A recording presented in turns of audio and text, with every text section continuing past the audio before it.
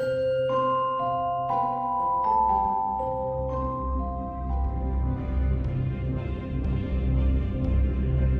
to the Veil Fins, an unofficial Knott's Scary Farm 50th Anniversary Parks and Cons podcast series where we discuss imperceptible fog, iconic mazes and scare zones, legendary monsters, and other Scary Farm stuff. It's October 8th, 2023. I'm your host, Sean. I'm here with Carmel. Hi there. Ted. Hello. And Taylor. Hello. The Veil Fins is your unofficial Scary Farm 50th Anniversary celebratory podcast where we take you to the undead beating heart of the granddaddy of all Halloween events around. Today we continue our celebration by discussing the Chilling Chambers. We're here with Ted. We're here with our friend Taylor from marketing. Actually, Taylor, do you want to tell people who you are real quick? Yeah, I'm the digital marketing manager here at Knott's Berry Farm, so I get to market all the seasons of fun with my team, plus, of course, Scary Farm, one of my favorite seasons. Fantastic, and we're going to talk more about it. And Ted, do you want to remind people who you are, just in case anybody's tuning in and doesn't already know? I'm so happy to be here. Yeah, so my name is Ted Dougherty. I am a writer, producer, and director for large-scale Halloween events and attractions at theme parks. So I wrote this attraction, the Chilling Chambers, but I'm also a historian, and I wrote the book on the history of Knott's Scary Farm. Yeah. And that book, this was not like designed this way, and we just sprung this on Taylor and Ted a couple seconds ago. But Taylor and I stood in line to get your autograph. I was there too. Yeah, and Carmel was there, yes, exactly. To get your book signed in Ghost Town in 2014. It was October 4th was the day. Were we there the same day, do you know? I'm pretty sure we were on the same tour. That's so crazy. And so we got the book signed. We didn't know that. Now we fast forward. People listening hopefully know who Carmel and I are and what we do of covering this stuff. Taylor is obviously leading then efforts with a team here for all the marketing. Has that been surreal? Have you had, I know it's so busy, have you had a chance to appreciate the surrealness of it? Oh, 100%. I think I take so much appreciation for kind of being a part of history now and being a part of the event. Back in 2014, I was just kind of imagining what a career in theme park marketing and advertising would look like, and being a part of the team now and getting to see all the hard work that goes into producing such a historic event. I have so much appreciation for what these people do, the creatives, the amazing stories they all have and they bring to the table every year to put on this spectacular event for all of our favorite Southern California guests. Yeah, I love it's just so crazy. It's so cool to me that you've been doing that. Obviously, Ted, that you've been doing this. But yeah, that we're all here now and we're recording this for those listening in front of the Chilling Chambers facade here, 50th anniversary celebratory maze that we'll go through. Before we start hearing all about it, Ted, and from your time, Taylor, can you just tell us one more thing? Where does your history of Scary Farm begin? Like, when did you first go out, or what made you come with us and go battle to get us a place in line to get Ted's book in 2014? Yeah, so I grew up, I'm a Southern California child, born and raised, so Halloween attractions were very prominent, including Knott's Berry Farm. I remember as a kid coming to Knott's with my dad and having the fried chicken dinners, and we just do that as a stop on the way home, which was awesome. But when I was in high school was probably the first time I actually ventured into Scary Farm, because I was kind of a scaredy cat. But then I got into the more theatrical backstory of what it is that puts on these attractions, and that I think what drew me to the horror community and what I love about Scary Farm. And so from there I was kind of hooked. So every season since high school I'd start coming back, and eventually went to college down the road here in Orange County, and before you knew it I was looking at job opportunities in the area, and here I am today. So that's so cool. I love that. It's just like we'll always have this moment. We're all here. We were all together in 2014 and didn't realize it. Now we're all here. Now where will we all be in 2034 or what? 2023, I guess we'll see. Or 2033, yes. All right, Ted, let's get to the meat of why we're here and why people are tuning in. Chilling Chambers. So do you want to describe maybe a little bit of where we are? Because I know you'll describe it even better than I can of some of the views that we're seeing and kind of some thoughts about this coming together. Well, you're very descriptive in your language, so you could do probably better than I could. But, well, to paint the scene, this is a typical early October day where it's like 86 degrees in the shade, it's 90 degrees out, it's hot. And so we're sitting in this shaded courtyard in front of the Chilling Chambers. This is actually kind of outside of the original berm of Knott's Berry Farm. And so we're looking at like the walls that that kind of line Camp Snoopy. So it's really kind of interesting to see where we're at here. But yeah, this is the place that we made, and we're under these trees and sitting on these planters, and it's a perfect home to the entryway of the chilling chambers. That's awesome. And thoughts on our host here, the keeper? Yeah, so when guests enter this threshold of this little area, this shaded area, this tree-lined area, they see this stone kind of statue of the keeper, and really it's kind of a statue of Sinister Seymour, who was the first host of Knott's Scary Farm back in 1973. And the Keeper is a new character that we created that was inspired by the Sinister Seymour. But this particular statue, it was created by Rib FX, and it's really similar to the statue that is in the memorial for Sinister Seymour inside the Legacy store. And so, but here he's kind of got a stone wash over him, and there's the name The Keeper. And so the Keeper works as a host of the chilling chambers and guides us through the attraction, kind of tells us what we're seeing. And I'll get more into that as we get further in. But there was a particular reason why we created this character. Okay, then I'm going to skip my question because my question might spoil that. So we'll get to that in our natural progression of things then here. Okay. Should we make our way inside? We're going to go inside. Well, wait a minute. Before we go inside, hold on. We're standing in front of this really awesome, towering Gothic cathedral. And so I wrote this attraction with John Cook, industry designer. And we felt very strongly that in the world of the macabre, in the world of horror, there's no theme more regal and more eloquent and more just fitting for the 50th. I don't know if eloquent is the right word, but just very regal is something that we felt strongly about. As far as this entry statement goes, there's nothing more fitting for the 50th than the style of Gothic. And so we purposely created this towering Gothic cathedral to greet guests as they enter the chilling chambers. And I do have to say too that although I worked with John Cook on this and we conceptualized the initial attraction together, we worked very closely with the eventual co-designer and art director assigned to the project, Gus Kruger. So I want to make sure I get that out of the way. Definitely, yes.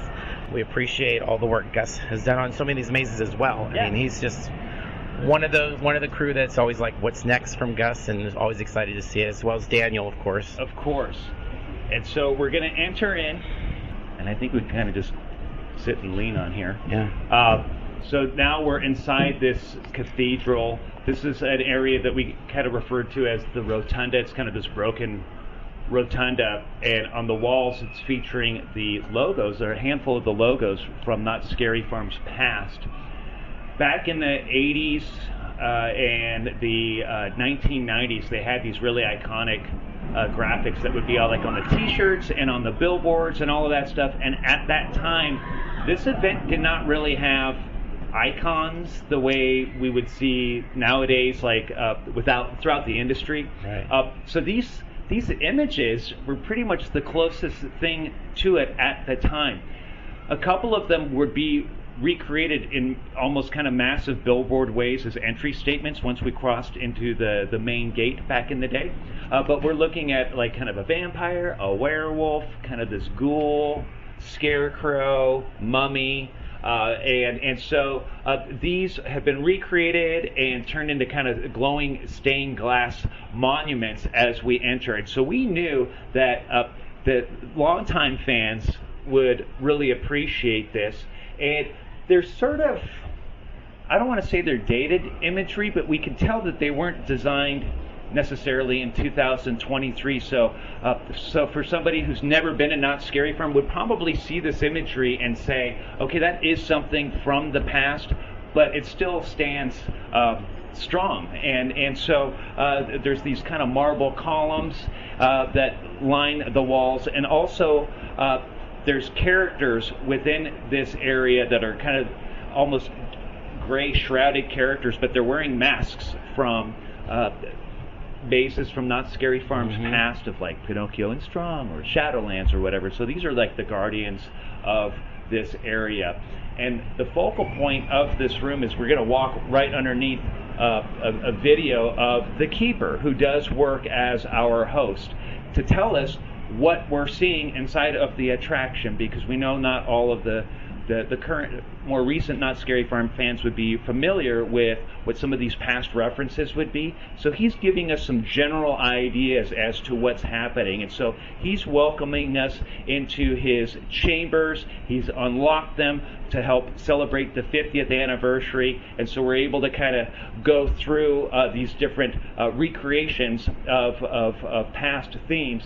And the one thing to note is we will kind of weave in and out of his area throughout the attraction as almost kind of like palate cleansers to kind of reset the next theme that we're about to go into. Because back in 1997, for the 25th anniversary of Not Scary Farm, they did a 25th anniversary maze. And it was awesome. I loved it, but it was a bunch of themes just kind of jammed together. And so you had like an alien attack room or whatever it was. It was like alien room, then next would be the clowns, and it was just kind of a hodgepodge. And so we wanted to have a little bit more narrative cohesion as we would be going through this attraction. And so he's kind of helping set that up a little bit to kind of pull some of those narratives together. That was a long-winded answer, I'm sorry. No, that's great, but that actually was kind of the question that I was going to ask you out there and didn't want to spoil, was the character of the Keeper there.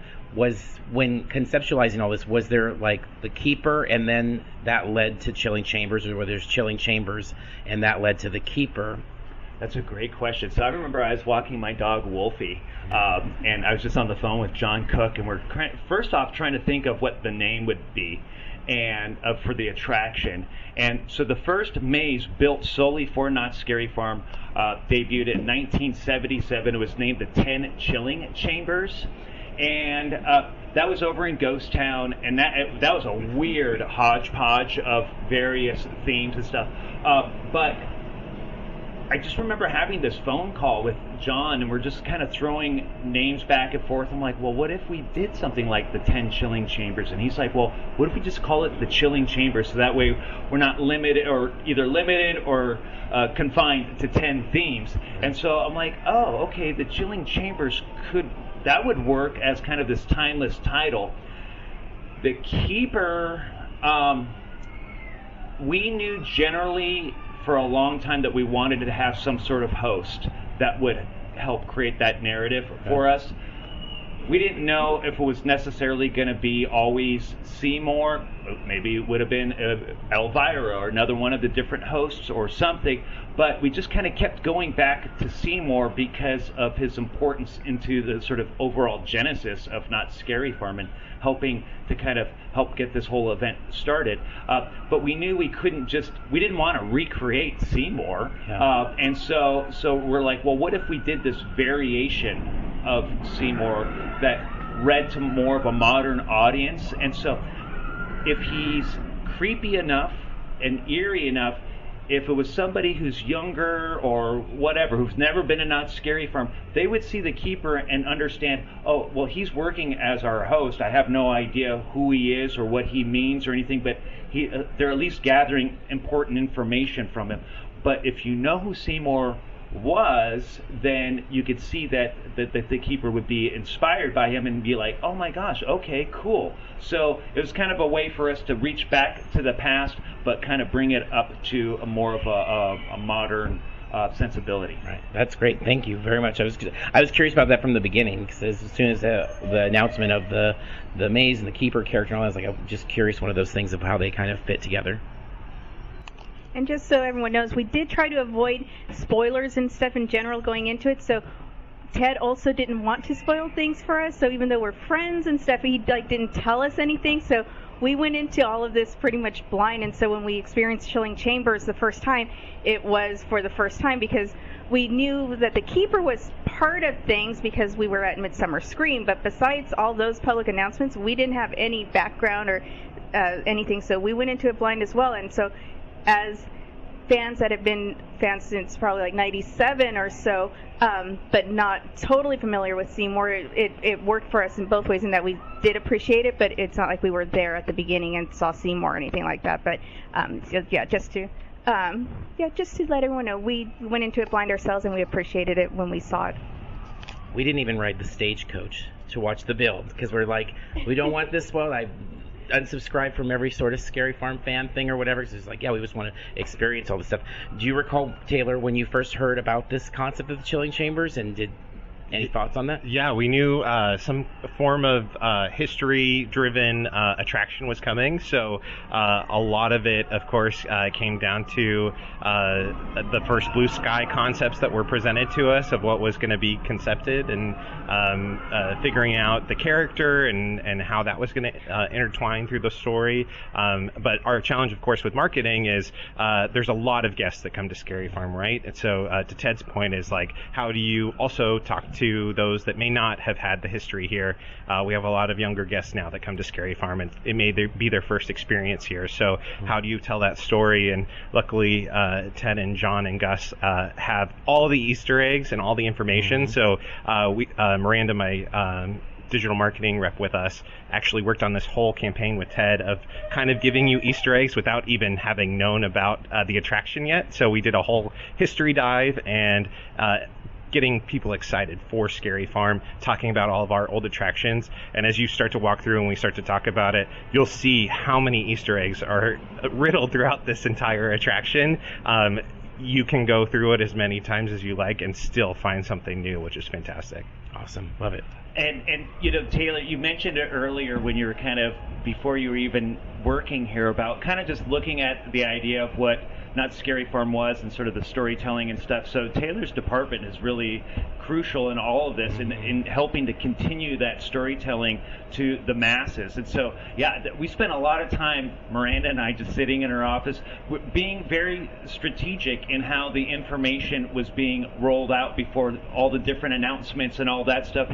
And I'm like, there were times where I'm like, are you sure that's going to be okay? Is that too close? Are people going to figure this out or whatever? And so it would be kind of a round table thing of, well, you know what, we kind of talked about it, and this is okay. We won't definitely say this, but this would be okay. So there was those kinds of fun discussions just to make sure we were speaking to the longtime fans, maybe mid-range fans, newer fans, but also trying to get folks who are discovering the event for the first time this year, getting excited and getting curious about it.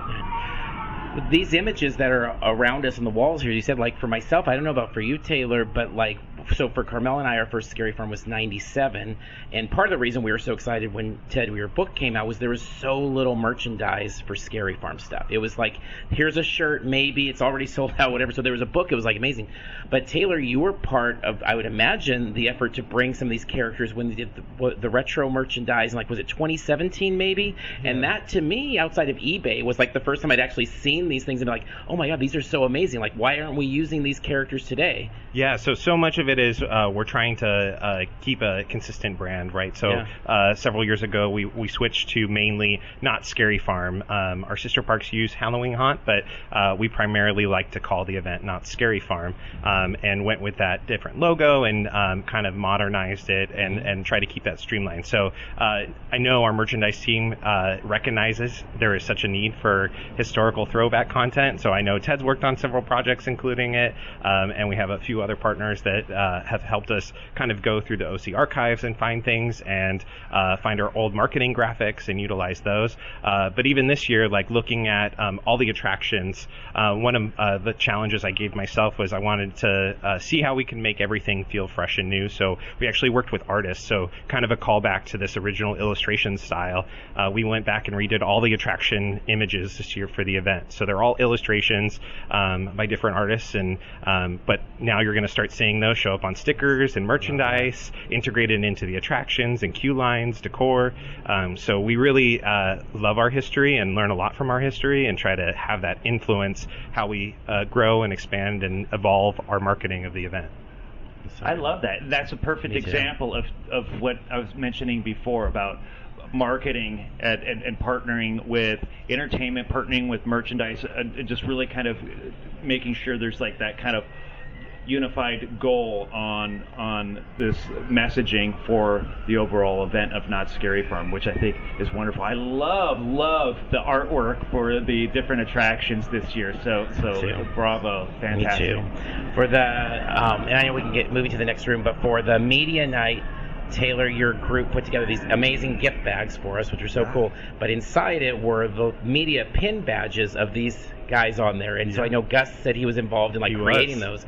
And we're like, Gus, these are like the most amazing things ever. Like instantly seeing these characters that way, I was like, oh, so cool. Cool. We wanted to give you a keepsake for each of the new offerings that evening. And then this obviously called out as being iconic and recognizable as part of this attraction. So beautiful. Thank you. And as we head into the next room, those are available as stickers inside the Legacy store. So Excellent. Anybody, if you're hearing this, we need all this. And we're still in October of 2023, you could go visit the Legacy store and pick up some of the stickers that have the Gus's stained glass artwork.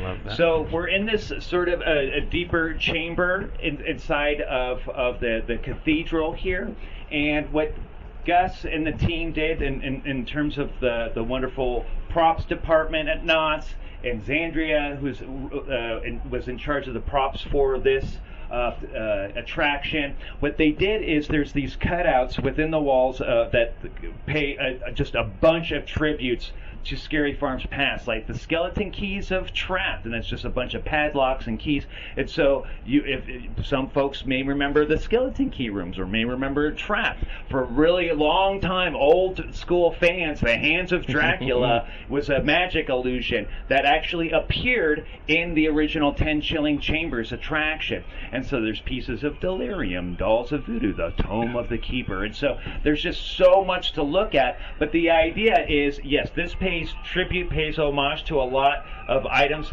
at one time, but it's also a distraction because on the opposite side we do have one of the masked guardians that will pop out and scare people who are fixated looking at all of these various tributes. This is great. Yeah, this room is, and I have not been able to take in even 20% of this detail that you've just shown us right now. So now, because we come through, and of course the monster's there, and the head's popping out and all of that, and so that is fantastic. Thank you. And so we're about to enter through a keyhole, a doorway that's in the shape of a keyhole. It's illuminated kind of with this purple light when the show is running, and that is kind of a symbol that we are going to go into one of the full tributes. We're leaving sort of the Gothic cathedral vibe, and now we're actually going to go into one of the formal tribute attractions here.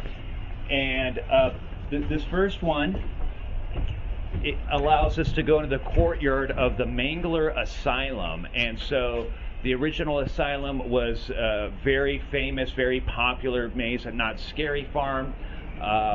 Through the ultimatehaunt.com website, it won Maze of the Year twice in a row from the fan standpoint. But the original asylum was designed by Daniel Miller, and so he's celebrating his 25th anniversary of being a maze designer at Not Scary Farm. And in a lot of ways, the Chilling Chambers is almost a tribute to Daniel because so much of his past work is represented inside of this attraction. This one, to me, so I'm curious if then, and maybe I'm not sure if we know or if this is a John Cook, but the fact that when you come in, this is the first of kind of the tributes of these big set pieces, but this one is like a real punch in the face in a good way. Like when we came around that corner and saw the lighting and saw the words and saw the actors, it really popped in such a way, and it kind of set us up knowing okay, this is what we're going. Was that always the point, or was it just this fits better geographically because where we have trees or planters or things because I know there's a very practical side to this stuff too. We knew that this sort of iconic facade of the asylum was extremely important. Pretty sure early on that was something that we decided on needed to be, because we knew it would give them that punch of oh my gosh, we wanted some people just seeing this and just have this be totally breathtaking. So this was Gus Kruger that really took this area of the asylum and just did a wonderful tribute and paying homage to Daniel's work. And so Gus was actually a talent in one of the versions of the asylum. Ah, okay. There's a bunch of background noise. Hopefully you can still hear us. But what's great about it is we're still kind of weaving in and out of the sort of the berm, outside the berm of Knott's Berry Farm. So we still have these real trees in these planters that are creating this really natural ambiance. And we have various patients that are kind of roaming around inside of the courtyard for the Mangler Asylum. And so this was something that was very important to have that kind of aha, shocking moment. And if you went through the original asylum, you'd be like, oh my gosh, this is incredible. But if you never went through it, you're totally unfamiliar with it, you clearly get the message with the sign that we're going to be going into an asylum attraction. And you see these patients, so the messaging is like, okay, the average guest is going to be able to comprehend what is transpiring. And then as we go further in, Taylor, do you remember the original asylum? I do. It was located in where our back four mazes are now. Yep.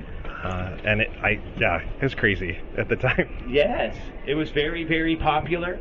And so the first room that we go inside of this version of the Mangler Asylum is the nurse station. The nurses were like very iconic, and really, it's important to know that a lot, especially the first couple of years of the asylum, the talent inside of that attraction really kind of made it. In the big scope of things, it was like an all-star cast.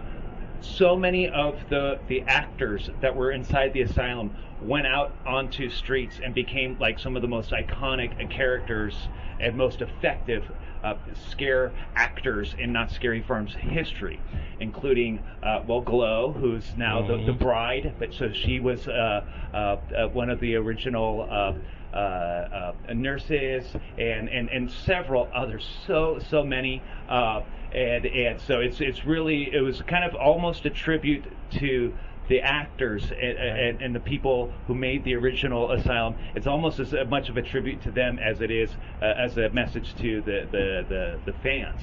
Now, am I recalling correctly, was Glow in the video, or there's a video that comes up, right, and she's one of the actresses in there? I thought I recognized her in there. Yes, and so in the next scene, there is like this really disgusting sort of surgery scene with this corpse inside of this chair and everything. And so this was also a nod to another actor that was inside the asylum, Nelson Lee, who also went out to streets and was a wonderful scare actor there. I worked with him a lot. We trained together sliding and stuff. Unfortunately, he passed away, and so this is kind of a tribute to Nelson. But also, there's these monitors that are surrounding this operating kind of chair, and during the show, there's clips, very disturbing clips of Glow as the nurse, as well as a physician that is very evil and disturbing, and that's actually Gus in the video. So those are newer videos that were filmed for this attraction, for the Chilling Chambers. You know, and that's the stuff, as you're talking about Nelson stuff, like we as Scary Farm people here all know there's just something very special. We hear it from friends because we also, as a lot of listeners know, we bring a lot of people for their like one Halloween thing a year, and it's Scary Farm, and they always say the same thing. There's just something special. There's just something special, you know, and that type of love that goes into it and those things. And so I think it's important to note that is in Origins and depths, and like these mazes all have that kind of love. A question I had for you, Taylor. So for us, we've talked about before, when we came to Scary Farm as fans, until we were Parks and Concept, we just came, or in the past, to be honest, we came one night, and so our memory is very hazy for a lot of these things, but this one always stood out. Like the Asylum really popped, but there's some mazes when we'll talk to you, Ted, and I'm like, did we go through that? I think we went through that. Did you come to when you were coming as a fan, did you come more than once a year, or were you like a once a year person? Or I was definitely a once a year person because I wasn't local. I was up in Santa Clarita, but when I came to college, that's when they also started offering like the Scary Farm season pass, and so that was a great opportunity to obviously get to come more than one night, and then you'd have friends that'd be able to go more than one night. So that was a really fun opportunity. That's cool. Yeah, it's amazing because this one, when we came around the corner, it popped so big, and I'm like, but this was from a time when we were coming just once, so we didn't experience this attraction that much, but it immediately like pulled us in. I love that. It was hopefully iconic enough, at least in your mind, that you remember it, and hopefully, a lot of the folks who went through the original feel the same way. And again, if you've never been to Knott's Scary Farm, it's a very disturbing set piece. We're being accosted by various patients, and so that messaging is there for them as well to understand and be kind of frightened and disturbed by these various characters. And so now we're into the infirmary area, and it's a little bit more disgusting in here.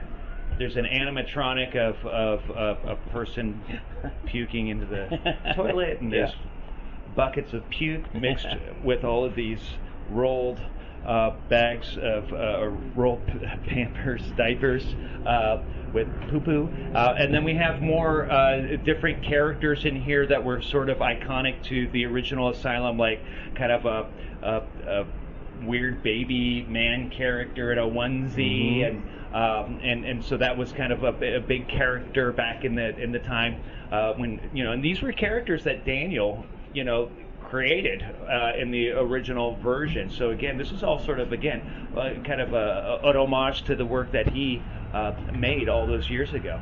That's wonderful. So it's something, cause I would imagine it's the same for both of you. Is like both of you probably walked through here a bunch of times before it was like let's go, right? So it's kind of, my point is like for us, we walked in and it was all brand new, everything like here it is, But I would say the same for Daniel. I'm sure he saw it a million times and was part of constructing things and stuff like that. But it's got to be something for him as well to see all this like come back to life and be resurrected. Actually, I bugged Daniel about it, and he was purposely avoiding seeing was he? it. Yeah, okay. Because originally the idea was like, okay, well, should Daniel be the person who's sort of overseeing this, and maybe Gus was going to be more looking at cinema slasher, but Daniel was like, no, it needs to be somebody else, which I think that worked out because, I mean, these are all parts of Daniel, parts of the past designers and all of that stuff, so I think at least in that sense, it's something that really worked out in a positive way. And that answers why it's so cool that we're doing this and walking through there, because that's a really cool thing. Like I've wondered about that and kind of how those things played out. And so we end up kind of going through this little padded whisper room, and now we're back into the area that is overseen by the keeper. And so instead of kind of past monuments of Dracula's hands and delirium and the skeleton keys of trap, now we're looking at these busts that are basically masks of past attractions like Shadowlands, Labyrinth, Dominion of the Damned, The Bride of Ghost Town, 1987. So I mean, that was just simply something. It's like it was like a text between Gus and I, and we're like, okay, when was the earliest Bride that we could think of? And so I went back into my archives, and the earliest I was able to come up with, there may have been earlier version. There was actually earlier versions of a Ghost Town Bride before 1987, but the makeup wasn't too hot. It was kind of wonky, and so we went with 87, and so there's kind of a representation there. But also we have the masks from the tricksters that are here, and so this is kind of another little monument and a segue. We are hearing the keeper now talking to us and again informing us as to what we're about to see, and so we do see another one of the purple keyholes, and that does work as our next transition. Question on the text with the Bride of Ghost Town and Gus. Yeah. Any idea of like what time it was? In July? I mean, I don't. And my main point is, I think a lot of people are interested of like we know, much like athletes become athletes in the off season. They don't just show up at training camp. So you guys have all been building this in your minds from a marketing side, from a story side, all this for years. So it's just interesting, like some of these little things. So the way it typically works is, you have your design, you have the creative, the design packages and all of that stuff, and then usually toward the end you have like what would be more the set dressing, and so this was a little bit later on. Gotcha. So it seems like, if I didn't know any better, like if just on the top of my head, it almost feels like those texts were just going back and forth a few weeks ago. Okay.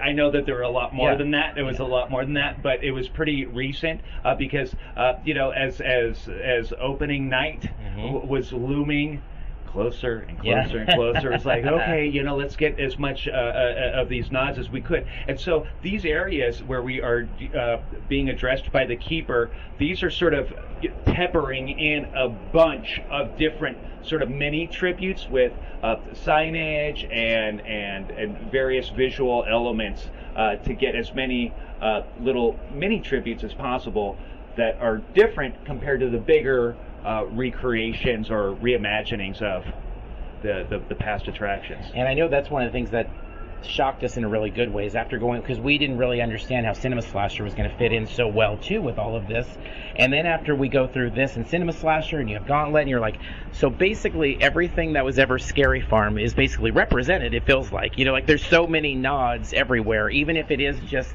it's one head or it's one statue or things like that. And that was really cool. And I know for myself, at least speaking, that wasn't something I expected. I expected you'd have like, here's our 10 things we're really going to plug, but there's those Easter eggs. Well, yeah, and the thing about it is now we're dealing, unlike what the 25th anniversary maze was, now we're dealing with 25 more years. And so now we're looking at an overall of 50 years. That's incredible. And so early on in the process, like John Cook and I, we didn't think about like, okay, well, what mazes are we going to have in here? We kind of just like, it was kind of just generic and just kind of this overall idea, like we knew that there would be some sort of overall tribute maze.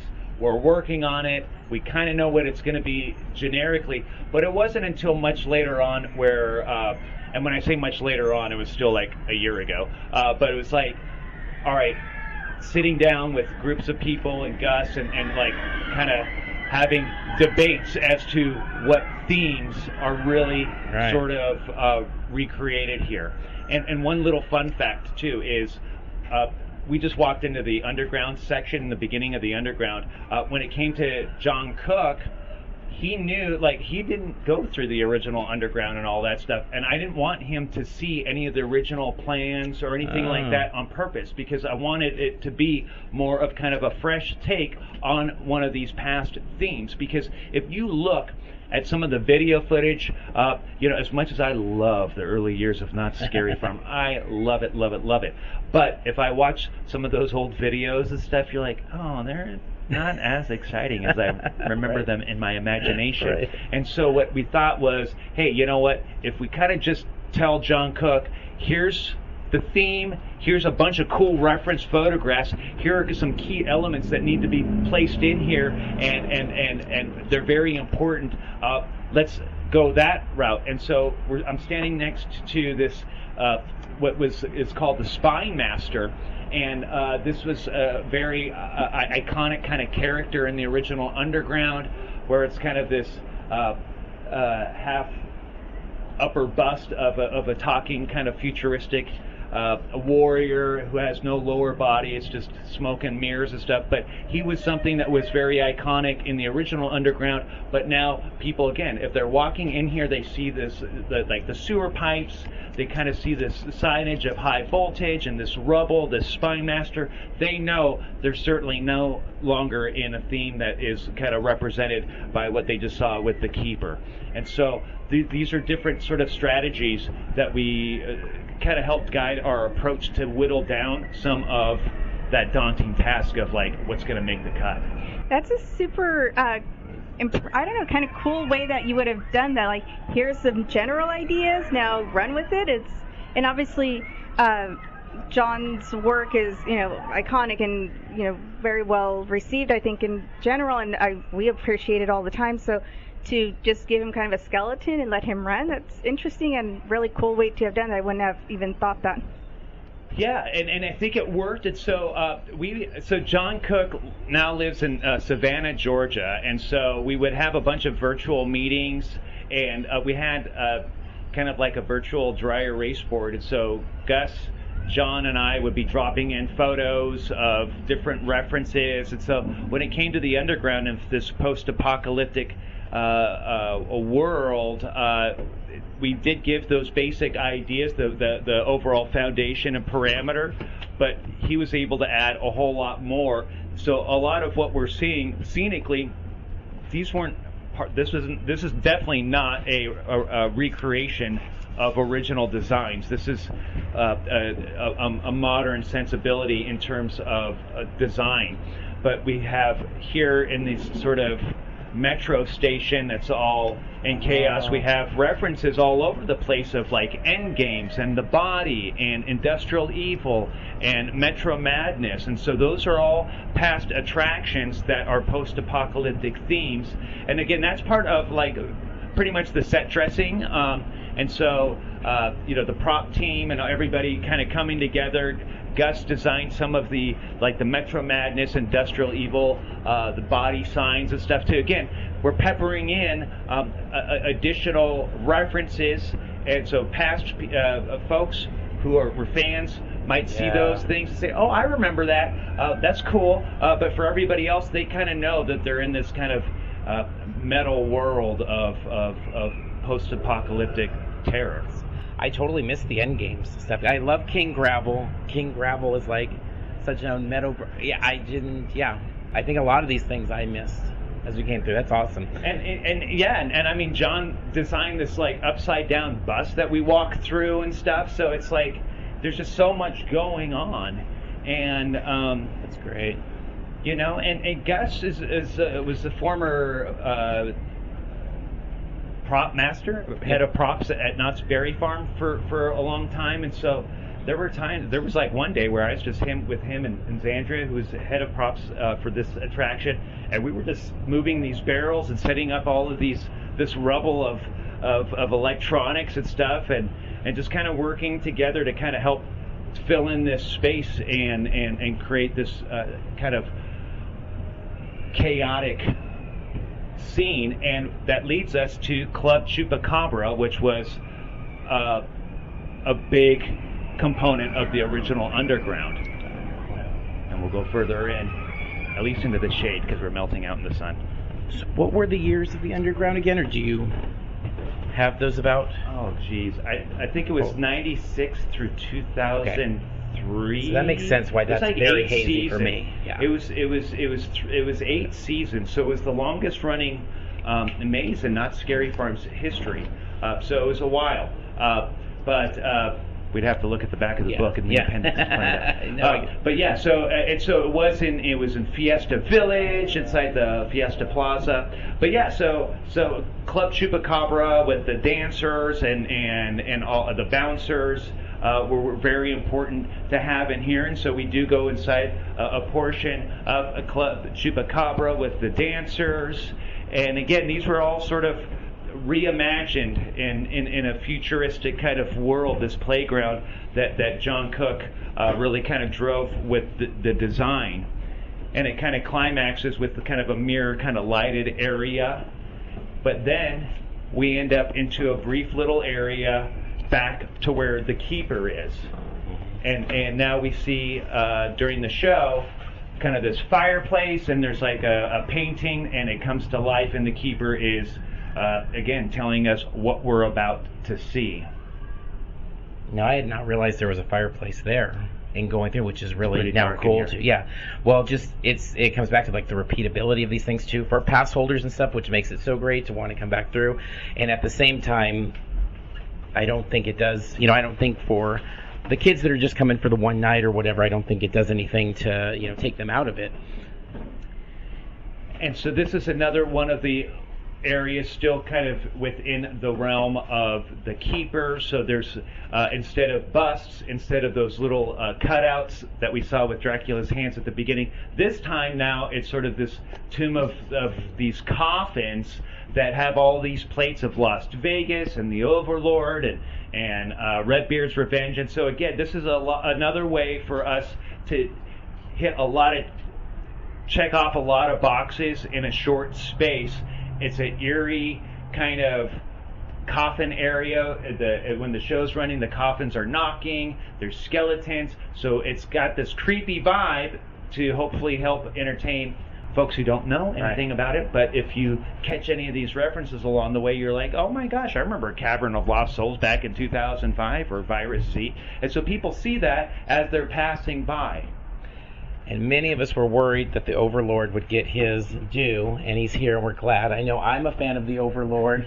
I know our friend Eric Odom, also your co-worker, is a fan of the Overlord. Do you remember the Overlord? Oh, yes. I remember the opening ceremony when they used to have him start the event at the beginning of the night. And at the time, I was a monster still in Ghost Town, so I had to bow to the Overlord every time there was that opening ceremony. Overlord says 2009, 2010. It does feel like he kind of got overwritten in history, like the Green Witch put him in a coffin and then we just moved on. Yeah, and I mean, and he continued at other Cedar Fair parks, but he had his short period of time here at Knott's Scary Farm. And then now we see another one of these purple keyholes, and that is working as a signal into our next full tribute area.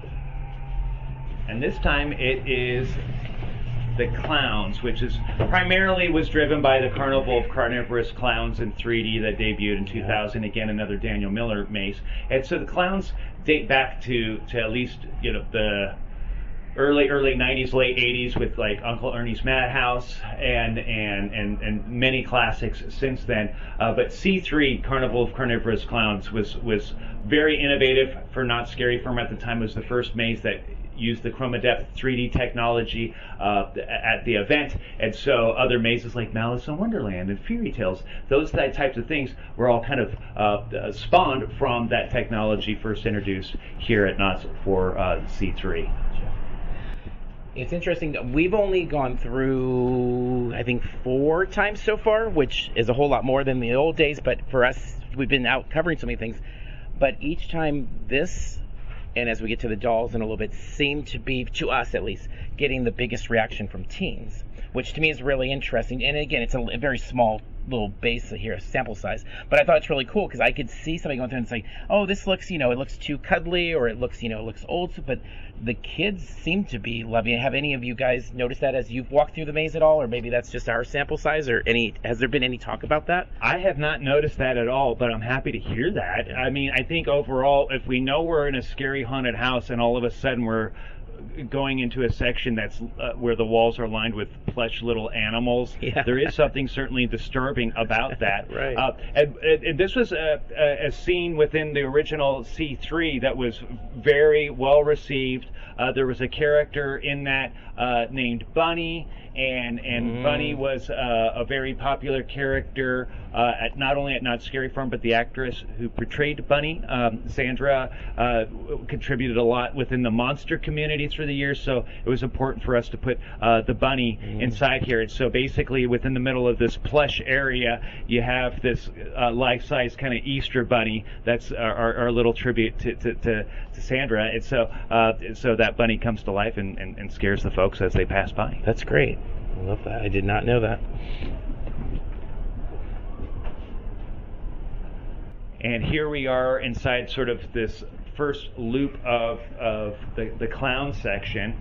And so this is, when it's in the show element, it's illuminated, glowing light. We have maniacal clowns in here accosting everybody. And so these are just representatives in general of the clown attractions at Knott's Scary Farm, because there's just been so many that was like, okay, we can't really hit all of these ideas at once, but we can at least hit the overall vibe. But real quick, the idea behind Daniel Miller and his brilliance of Knott's Scary Farm mazes. Part of his brilliance is because he is so twisted and disturbing. And so in the original C3, he had the elephant poo room, and so we did recreate that.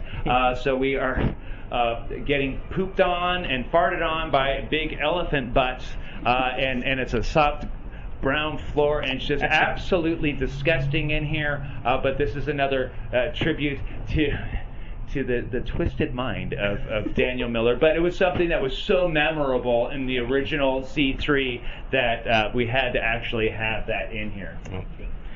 Yeah, I remember the amazing thingy. That's one of my favorite little Easter eggs here. So Gus fought for that, and so he found that amazing thingy, which was, I think it was in Uncle Bobo's Big So Top that's of the original one? I believe it is. Oh, and wow. And so it's just a pile of poop. And so the maze, there was kind of this running joke throughout the maze where it was like, see the amazing thingy. You know, it's kind of like one of the site, it's like the roadside attraction. But for this maze, it was a pile of poop with a couple of googly eyes on it, and so that made its way in here. The original poop emoji. Yeah, you know what? Wow, I never thought of it that way. You're right. And so here we go back now and transition back into the keepers area of sort of the Gothic style, and this is a kind of an overall wash on and kind of a major brush stroke to the vampire mazes. Through Knott's Scary Farm's history, and vampire mazes, there's Bloodline. There's a lot of kind of recent vampire attractions like Club Blood and all of that stuff. So Necropolis.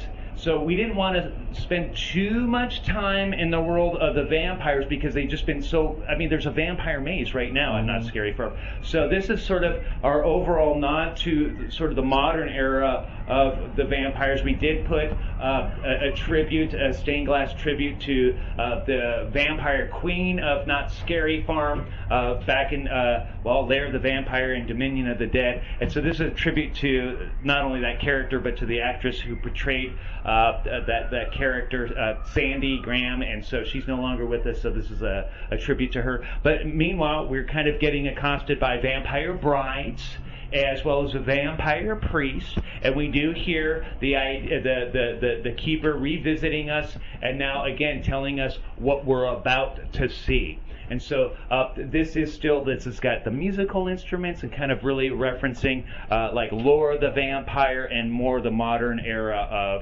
of those types of creatures here at Knott's Scary Farm. And then we do approach our next keyhole. And that leads us into the doll factory. Now, for a lot of people, not just us, I think, when they walked through that keyhole in here and hear the music, it almost had it really truly like an emotional response. Like it was something, the way the music hit. I saw several other people say that, so I don't think it was just me, that it really was like, whoa, this is a fond memory from, I guess not quite childhood for myself. I was older than that, but it was way back.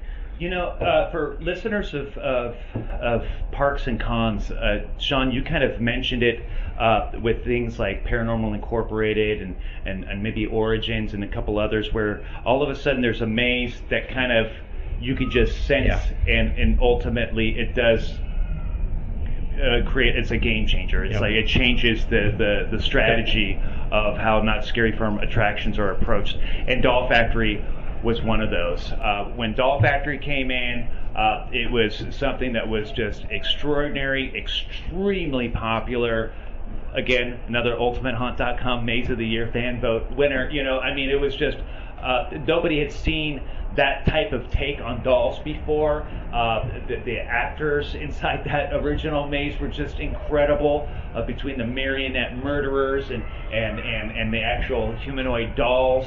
And so it was just such an innovative and groundbreaking maze at Knott's Scary Farms that we had to absolutely have it. But this section is another one, kind of like we were talking about before with Underground. John Cook went through, he was working, I think, at the time of the original Doll Factory. I was certainly aware of it.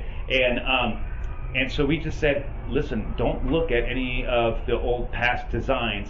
Just here's some reference photos, a ton of reference photos, but let's hit some of these main beats and go to town on it within the space that we've been allotted.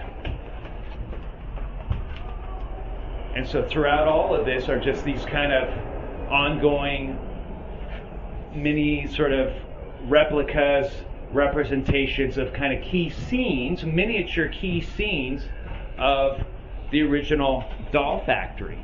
That's great. The talent in here too seemed to really, I mean, all the talent throughout the maze has really seemed to nail like the tone of each room, because there's one of the things also, and I'm always a big fan of like flavor changes, and you kind of have like the more silly and then the very sinister and the scary.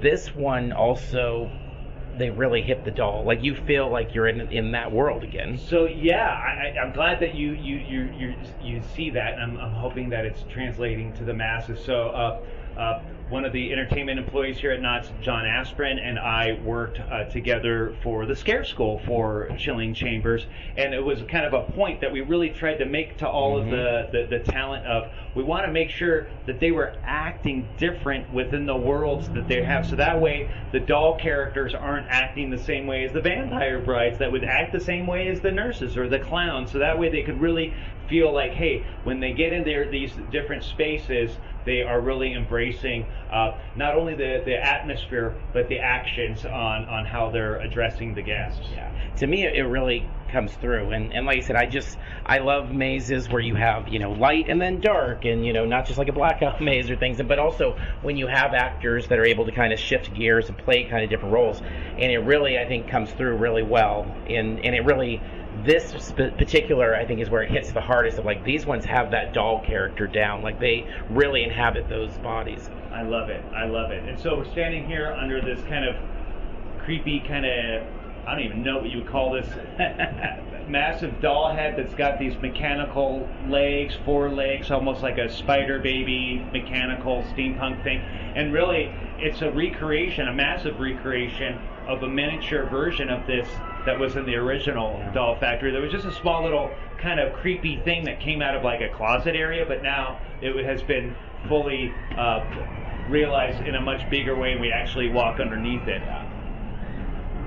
And we go deeper into the marionette murderer's factory. There's these conveyor belts, there's all these kind of hooks, and it's like kind of a lot of grungy action happening as he's taking these dolls and turning them into humanoid creatures, but then you have this stark contrast of the pretty blue sky and this pink dollhouse, and the pink dollhouse was very prominent in the original doll factory, so we needed to make sure that it was recreated here, and by the time we get here, we really have these kind of doll humanoids coming to life and kind of acting in an aggressive, almost robotic, unsettling way. So you noted with the vampires, and that makes so much sense, and I hadn't thought about, like, you have bloodlines, you have the let's do our nod to them, but it's a quicker one. This is a really big footprint on the other side of that, and obviously, like Asylum as well, they both stand out. And again, for me, not only going once a night, like, these things popped out at the time. Was that also a choice on the other end of it to make, like, let's really take people into this world and make them stay longer in there because it was so prolific? Absolutely. And so when it came to like Underground and Doll Factory and the Asylum, and as much as we could with the Clown, and a lot of this has to do with the real estate space here, because we're in a weird spot. I mean, we're underneath like the Stagecoach Road. This is like the weirdest spot for a maze, and so you have to work with like these really kind of weird parameters. And so, but yes, in answer to your question, it was like, yeah, these bigger ultimate like kind of tributes we're going to pay more real estate to, and try to place guests at least temporarily into these worlds. And again, if you've never been to Not Scary Farm, you understand what the messaging is here. We're in this very twisted doll type of world that is a message, a theme that is going to speak to hopefully the masses. And again, so if you've been to Scary Farm in the past and you love the original Doll Factory, wonderful. you'll appreciate the tribute to this, hopefully. But if you haven't ever been, I know I keep saying it over and over again, but it was something that we were very cognizant of throughout the whole thing, of making sure that the messaging was as easily digestible as possible. Yeah, makes sense, and it works for the scare factor of the unpredictability of going from small to big, and all of that works really well. And so we go inside the dollhouse. The floor's kind of vibrating. We've got these creepy dolls looking at us through the window. We can hear them crying right now. now. I can hear kids crying in the background. It's a little That's the dolls. unsettling. Keep going. Okay, we're going in. And now we're back into the keeper's area. Oh, so here we have a nameplate that says Uncle Ernie's Madhouse, 1988 through 1992. The first couple of years of Uncle Ernie's Madhouse, it was not clown themed. First year was first was like an asylum, or I think a butcher first, and then asylum, one or the other, and then after that, so it had been 1990 that it turned into clowns. But we also see a stained glass media version of the keeper who comes to life, who's basically saying the past, present, and future of Not Scary Farm is breaking out of this. Every person for themselves. You better get out of here quick. And so we go through these breaking out tombs, and we see that there's these nameplates of Satan's Sawmill, 1973, which was the original mine right attraction, Timber Mountain Log Ride, and so Toxic Chem. So again, we're just hitting as many as we can, and again, if you catch these, great. Otherwise, you just know you see these corpses that are breaking and busting out of these tombs. Now, this area particularly seems older in terms of the characters that are trapped in these types of tombs, as opposed to the other ones where there's more like, early 2000s or things, but this is a lot of like 90s, 80s. Was there any purposefulness to that, or it's just kind of that's what it ended up landing? It's kind of where it ended up landing, and I also think it was like, this is kind of more the deeper past of Scary Farm. Yeah. And then we go through our final keyhole, and this opens up into a graveyard that has trees and these creepy stilt characters, and we have all of these grave markers of more additional attractions. These markers kind of also are similar to what we might see in the section of the Legacy store. And so, but like we have the chainsaw and the mask from the Red Barn. We've got a trick-or-treat trickster mask next to the trick-or-treat tomb. We've got one of the Pinocchios from Pinocchio Unstrung. So these are all, again, more tributes to as many as we can. And the overall idea is we exit out underneath this sort of the bigger grave that ends in 2023. Back in the shadows is the keeper, and the symbolism behind this is that we are now becoming all part of Not Scary Farm's past and history as we enter into the grave of Not Scary Farm. So this is all our story for the fans, for all the thousands of people who have worked it, all of that stuff. So it's all kind of wrapped into that one idea that we're all part of it as we exit out. That's fantastic.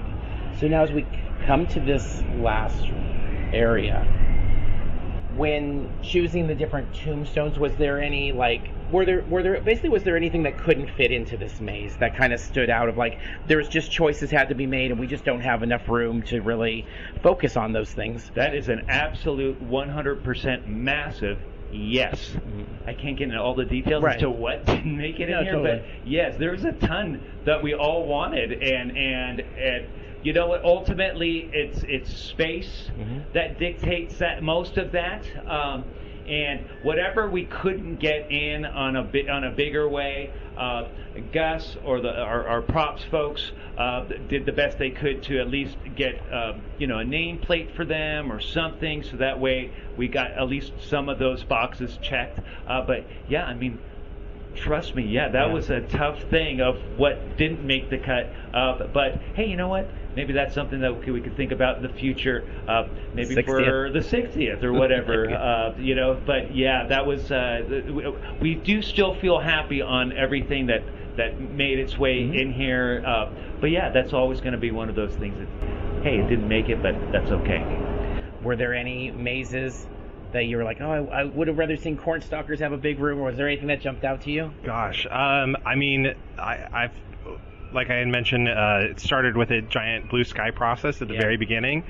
So we've seen so many iterations of this maze too that, to Ted's point, it just comes down to like final execution, right? Yeah. And then we also know our mazes go on to live on for a few years. So there is obviously always potential for additions, refresh, change it. So there's so much potential in this attraction that I think that's what I'm more excited about, because I know our designers and our team, and they love to plus things up, and they love to continue to grow and build and evolve an attraction. So who knows what this might look like next year. But yeah, that's a really great point. And I know for myself, like, there was nothing when I got done with it. It wasn't until like weeks later that then I was more of like a meta thing of like, okay, so what it was missing? Was there anything missing? And there was nothing like missing, but it was just like, yeah, what else could there have been? Because it's just like when you go through it, it has everything there. Like everything is there for a very full experience. One other question I had: the witch, Sarah Marshall. Was there any conversation, or maybe you can't even talk about that, but just she's noticeably not in here. Is it because they're enemies and they're going to meet, down the road, or did she just not really kind of fit in? Well, obviously, you have Origins, which is all about Sarah Marshall, but anything you are allowed to say on that, I should say.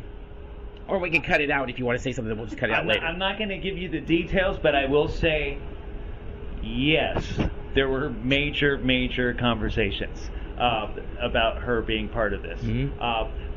And I'll leave it at that. Yeah. But the good thing is she is represented well in Origins. And what's great is, she's part of the opening moment and the opening sort of ceremony for each night. And she's kind of come back to a roaming character in Ghost Town, which is wonderful.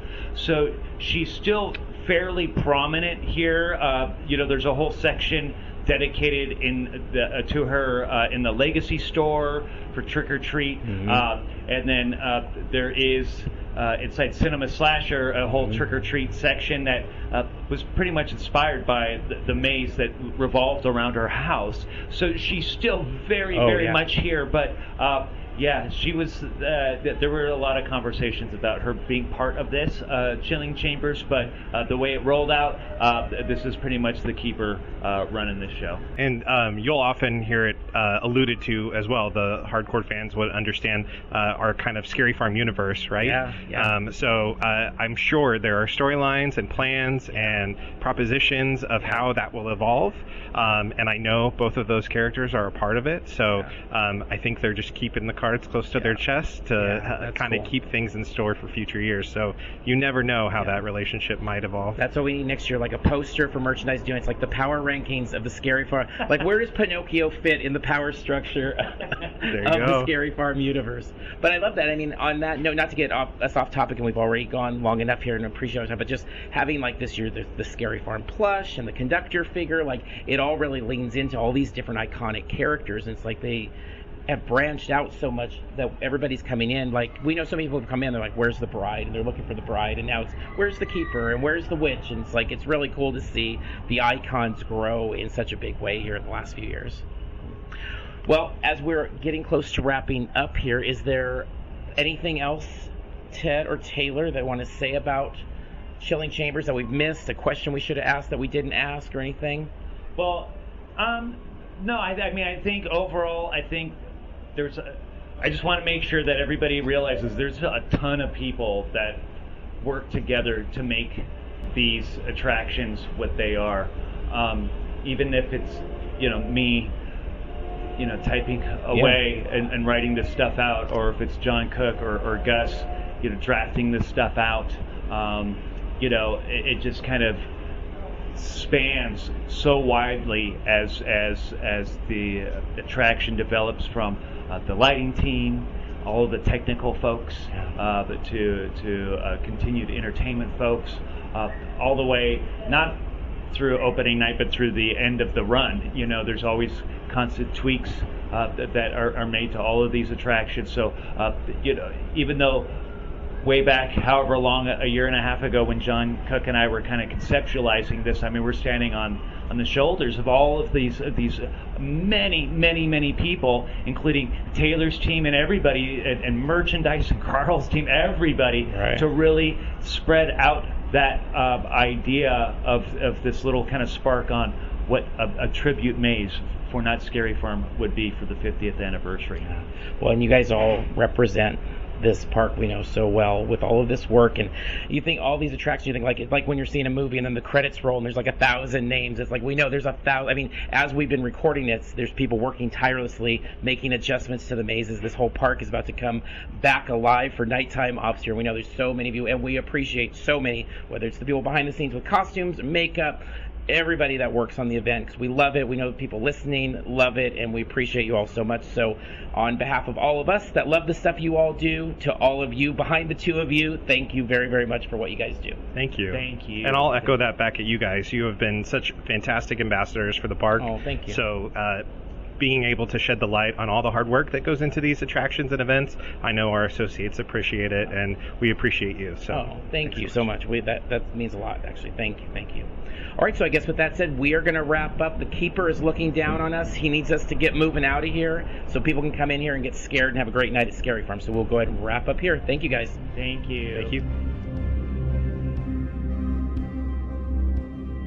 All right, and that is going to wrap up this show. And once again, we cannot thank everyone involved that made this happen enough. What a super memorable time for us. Again, it's super incredibly surreal. Just being able to be in the chilling chamber to record a podcast. It's something we've actually never done, is record a podcast inside a maze. It's a long time goal, and it was great to do it this time around this way. So with that being said, we're going to wrap this one up.